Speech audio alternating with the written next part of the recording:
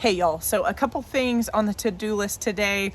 It is pretty chilly here today. I say chilly, it's sunny and 55. It's a little bit breezy, but it's so much colder. 2 days ago we were 75 degrees, so it feels really chilly, and we are going to get below freezing this week. So there are some things out here that I have been putting off that I really need to get done. My number one priority is to get these dahlia tubers out of the ground. I will cut off these stalks. You can see they're looking pretty rough here.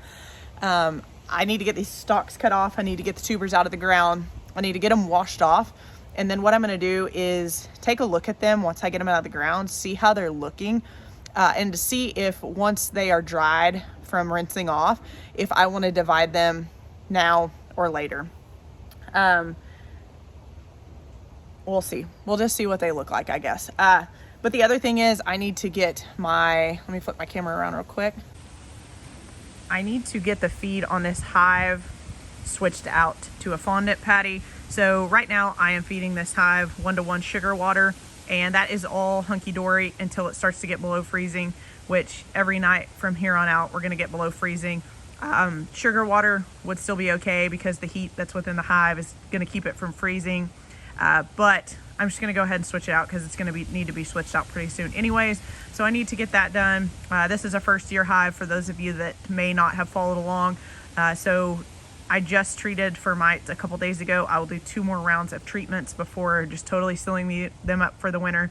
They'll have their fondant patty on, and we will hope that I've done everything correctly throughout this last spring and the summer to get them through the winter. At this point, it's just basically just knowing that I did all the right things as far as mite treatments go to get this hive through the winter. And I have, mites are a huge problem for bees, and they are a disease vector. They transfer diseases, deformed wing virus, just all kinds of bad things, and that will typically kill a hive during the winter, or just strictly mite load itself. So I did a treatment the other day, and I got a 4 count mite drop, which is what dropped on the bottom tray. I tested them before and they were just above the level. It was like 3 mites per 300 bees, and so they were right on that cusp. So I thought better be safe than sorry, and I'll retreat them again going into winter. But something else I want to show you is I want to take you over here. We've made some changes over here to this patio, and some things still remain to be changed, but I'll explain that really quick, and then we'll get started on the dahlias and changing out the bee feed. I also need to get everything watered today because we're going to get below freezing tonight. I want to make sure the roots are insulated. Okay, so we had this patio extended. Don't mind this. This is all a mess over here. This will be getting cleaned up here pretty soon. But you can see there's like a little bit of line right here. This is the original patio. You can pretty much see that line there. But it was pretty small, and it was just outside this door. So I need to get this power washed because these stones and this mortar are really dirty. And we still have a little bit of mortar work to do back here. We didn't do this. We had someone come do it. But I wanted to, these tables right here are going to be removed. I do not like these there.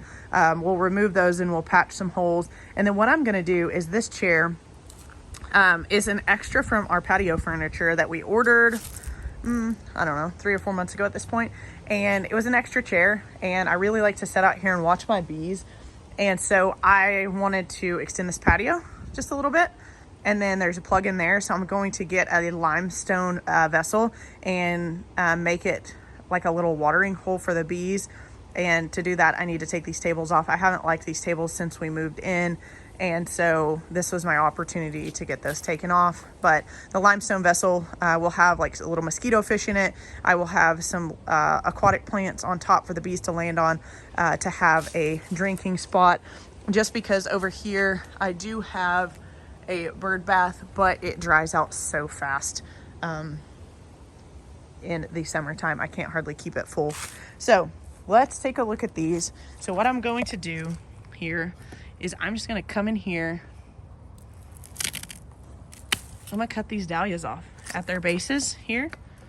This one looks like it's already, should have cut it off a while ago. I'm gonna leave that there just so I know that's where that one is. I'm gonna leave these stumps over here. But I'm gonna cut all of these off just like that. And then I will dig all of these up and we'll take a look at the tubers. Let me go get my tripod and I will set my camera up.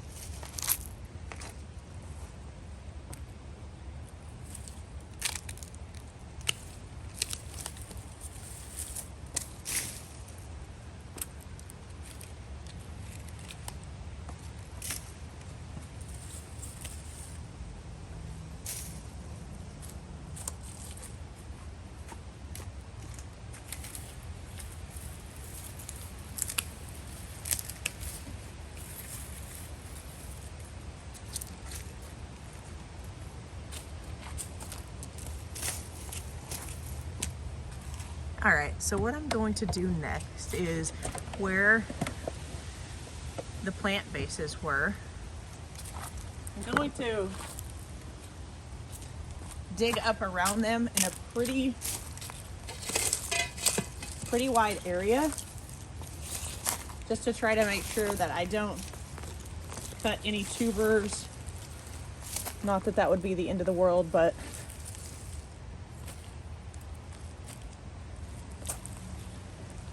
so here we are. Here is the first tuber. In order to store these, you want to make sure that all of this extra dirt is removed. And to do that, we will wash these off. I need to go get my marker really quick because I'm going to mark these stems as to what variety these are. That's the easiest way, I think, to do it, rather than messing with tags that may fall off. But there's 3 parts. There's the body of a tuber, there's the neck of a tuber, and then up here, when I get these cleaned off, I'll show you what the eyes kind of look like. It might be hard to tell on some of these, but those are the 3 parts when you go to divide these tubers that you absolutely have to have for this to produce next season. So what I'm going to do is I'm going to get all these dug up. I'm going to leave them in their current spots so that I know how to mark them, and I can mark them accordingly. And then I will get them all rinsed off and we will get them stored.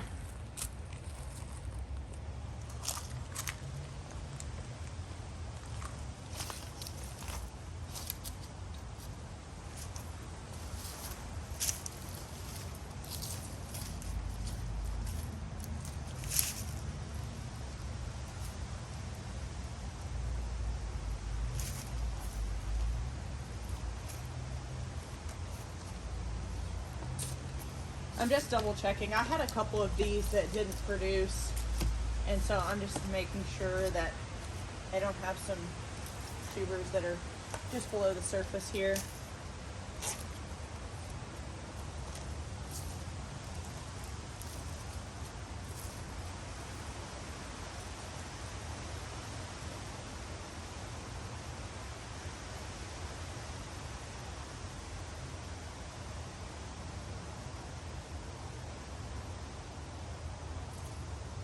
These are Lavender Perfection that I'm digging up here. I really like those. I actually saved these tubers from last year, so they're previous year tubers.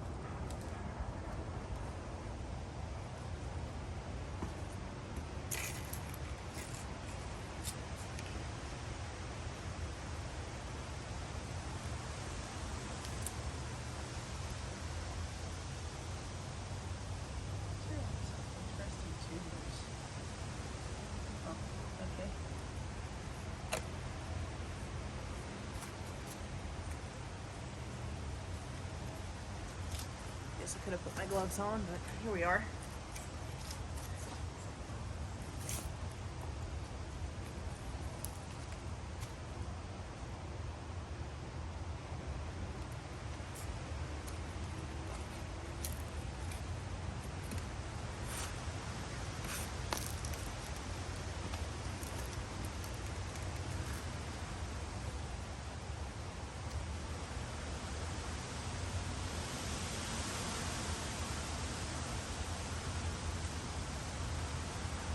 On some of these, there's some good examples of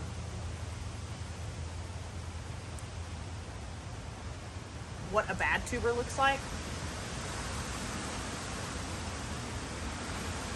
And I'll show you that as well.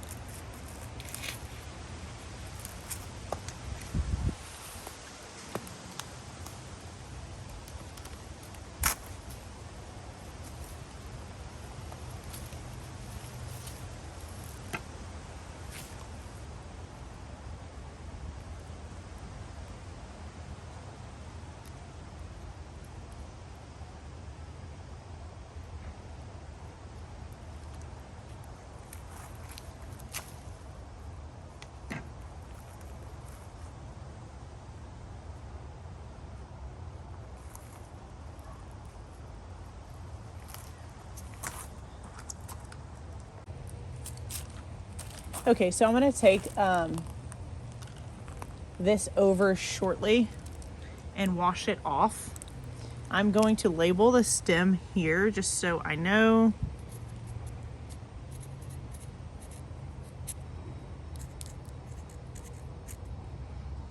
Emery Paul there. I can label each individual tuber as well should I decide to divide these. And this section I probably will divide once I get it cleaned up. This is the best tuber cluster. Some of the other tubers are interesting looking tuber formations. And I don't remember the Lavender Perfection looking like that when I dug it out last year, but they look healthy. So we'll probably just leave the Lavender Perfections together. We will probably divide the Emery Paul and the Labyrinth Dahlia.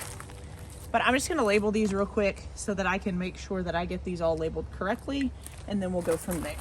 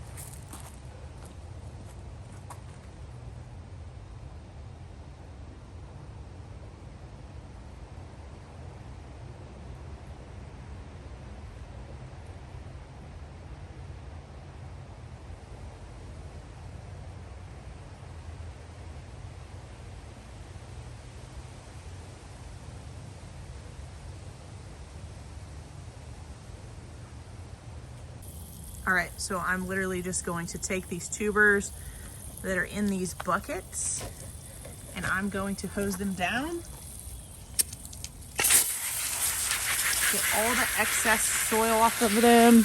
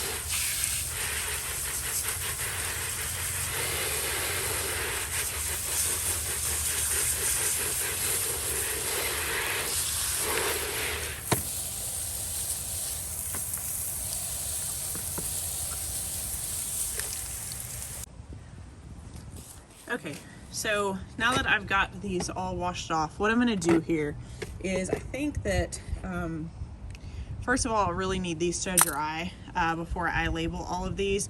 But what I'm going to do is go ahead and just take off all of these extra roots. Obviously, they're not going to need these right now. So I'm just going to take those all off because it really just makes it easier to see. There's, like I said earlier, 3 parts to a dahlia, 3 parts that you need for a dahlia to produce next spring. Let me get this cleaned up, and then these Focos, I do use these for this. I think they're the easiest thing to use. These are Foco 321s, and they're pretty pointed. This is what I always use also when I harvest my cut flowers in the back.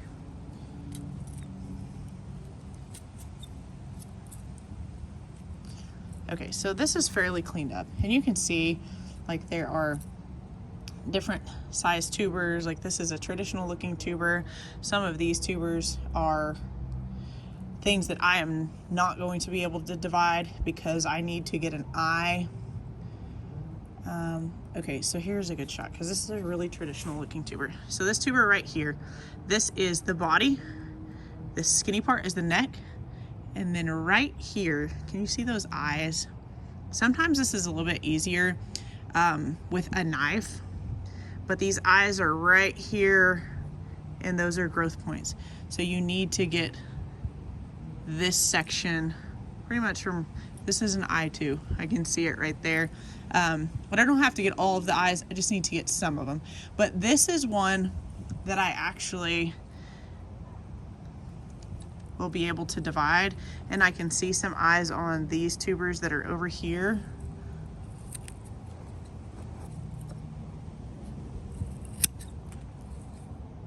Right here. If I can get into those, I think I can for sure get that one, and I might be able to get into this one. So let's just start cutting and see what we can get, because the rest of these are going to look very similar to this. Okay, so see how that looks right there. And let me see if I get this to focus.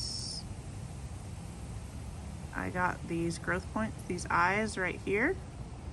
what I'll do is I'm going to need to let all of these dry once I cut them. And I need to get these labeled as well, so they'll have to dry, but you just have to make sure that you get those 3 parts. So let's look at this one over here. Let's see, I think I can get this one.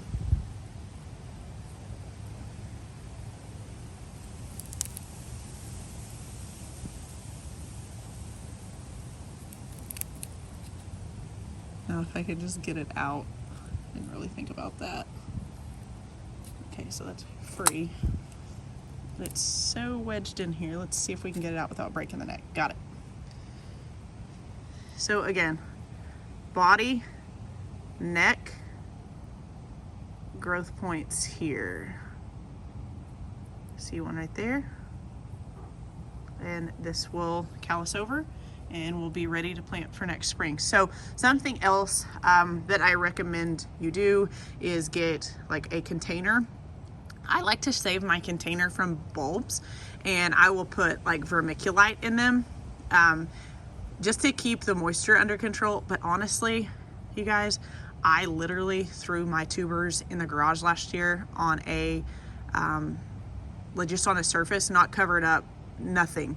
And I totally forgot about them. We had a lot of stuff going on last winter, and I just threw them in the garage, and the Lavender Perfection dahlias back there that I just dug up were all of those dahlias that just set in a non-climate controlled garage all winter long, and I popped them back in the ground and they did fantastic. So just so you know, it is best to put them in a crate with vermiculite, maybe wrapped in burlap or something like that.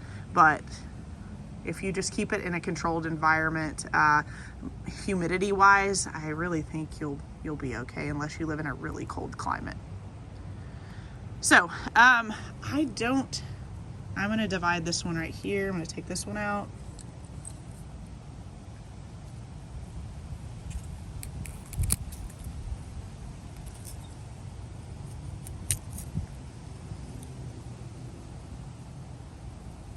There's that. Let me see if I can get a good picture. Eyes are here.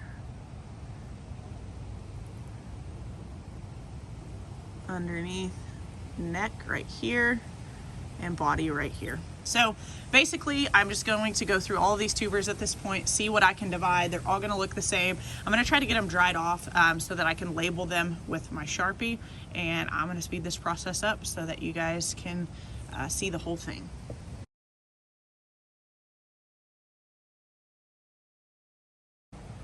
One more time, because this is a really good image of an eye, a growth point right there, right above my thumbnail. You can see it.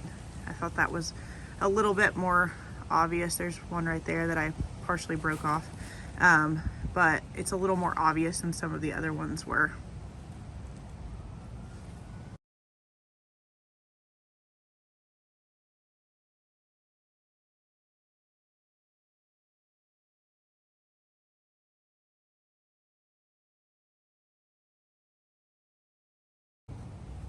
And here's a good example of some rotten tubers. So you can see here, right here, you see how this is obviously wet and squishy. I obviously just washed this off, but this was just real dried out looking when I dug these. And we had gotten a lot of rain recently, and I probably should have pulled these as it had gotten cooler.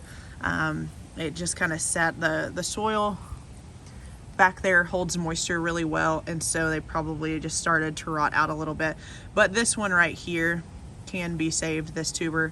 So I'm going to cut all of this dead rotted stuff away and try to save this one. If you feel a tuber isn't firm, like this is really firm, like I can't squeeze it, if it is squishy or looks somewhat like this over here, just go ahead and discard it. It's probably not going to produce, but if it feels firm and solid, you're good to go.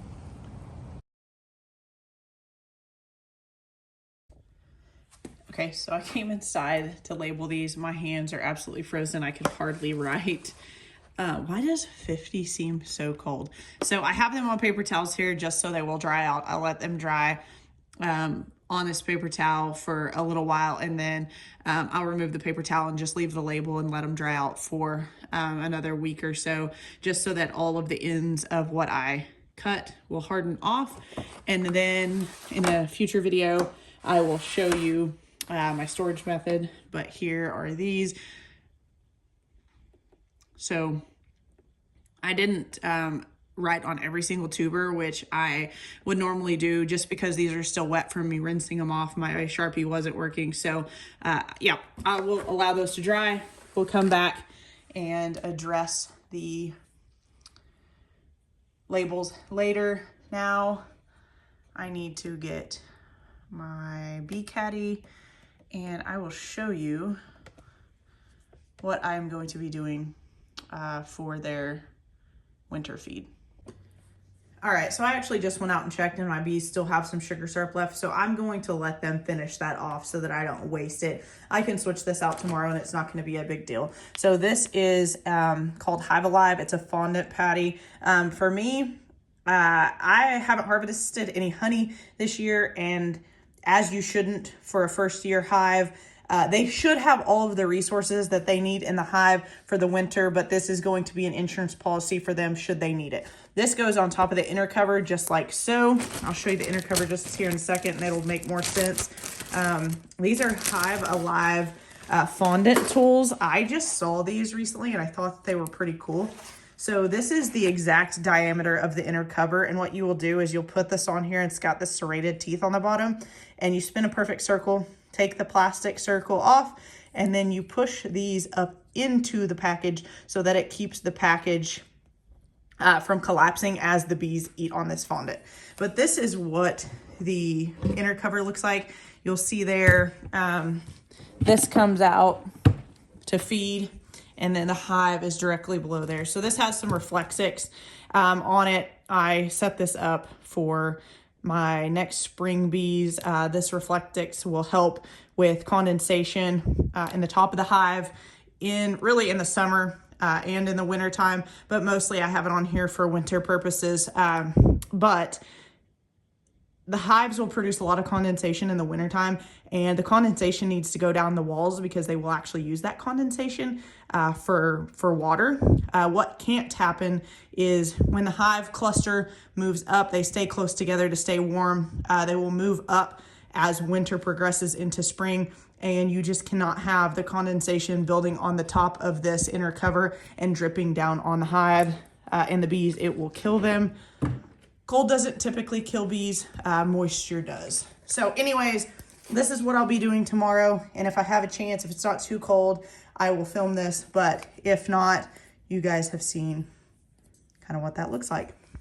And then after I put this red piece in, I'll just throw that on top of there and they'll be good to go for the winter time. All right, well, that is all that I have for this video. I will share with you in the next video about how I store my tubers. But until then, I will probably put this video out on Wednesday because this coming Thursday is Thanksgiving. So if I don't see you guys before then, have a very blessed Thanksgiving. Enjoy your families, and we will catch you guys in the next video. Bye.